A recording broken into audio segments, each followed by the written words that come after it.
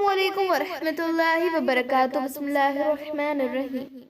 ए ईमान वारो अल्लाह ऐं संदसि रसूल जी अताअत यानी फरमाबरदारी करियो ऐं उन खां मुंहुं न मोड़ियो। हालांकि अव्हां यानी सदाई हक़ यानी कुरान त ॿुधी रहिया आहियो ऐं उन्हनि काफ़िरनि ऐं मुनाफ़िकनि वांगुरु न थियो जिन चयो त ॿुधोसूं, हालांकि उहे नथा ॿुधनि, यानी न उन्हनि दिलो जान सां ॿुधो ऐं न हीअं सां हंडायो हो। यकीनन अल्लाह वटि सभ खां बदतरीन हैवान उहे इंसान आहिनि जेके ॿोड़ा ऐं गूंगा आहिनि, जेके अकुल खां कमी नथा वठनि ऐं कुझु बि सम्झण जी कोशिश नथा कनि। ऐं जेकॾहिं अल्लाह उन्हनि में का चङाई यानी लियाकत या खूबी ॼाणे हा त उन्हनि खे ज़रूर ॿुधाए हा ऐं तौफ़ीक बख़्शे हा, पर संदन बेरुखीअ जे करे संदन सलाहियतूं मफ़लूज थी चुकियूं आहिनि। ऐं जेकॾहिं अल्लाह खणी खेनि ॿुधाए बि हा त बि हू मोड़े फिरी वञनि हा।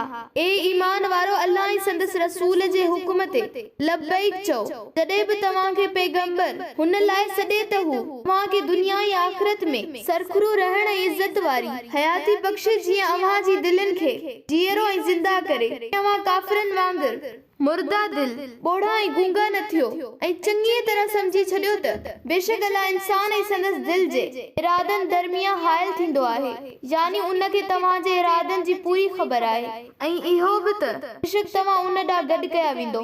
ऐं ए मुसलमानो उन्हीअ फितने खां ठिडियो जेको अव्हां मां जिन ज़ुल्म कयो रुगो उन्हनि खे बि न पहुचंदो बल्कि आम हूंदो, यानी फितने फसाद जी हालत में बुरा ऐं भला सुका ऐं सावा सभु अज़ाब हेठि अची वेंदा ऐं ॼाणे छॾियो त बेशक अल्लाह सख़्त सज़ा ॾींदड़ बि आहे।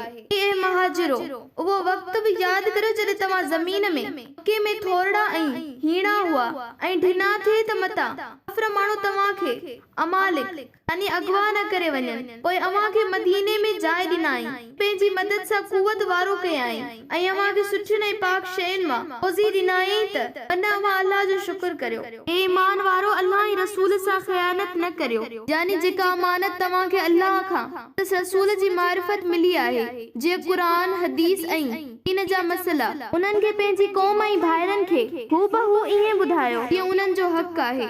ॼाणी वाणी पंहिंजी अमानतुनि में ख़यानत न करियो। माल ऐं औलाद जी मोहबत तव्हांखे हुकूके अल्लाह हुकूके इबादत खां न फेड़े ऐं ॼाणे छॾियो त यकीनन तव्हांजा माल तव्हांजो औलाद तव्हां लाइ रुगो आज़माइश ऐं परख आहिनि। बेशक अल्लाह वटि वॾो अजुर आहे।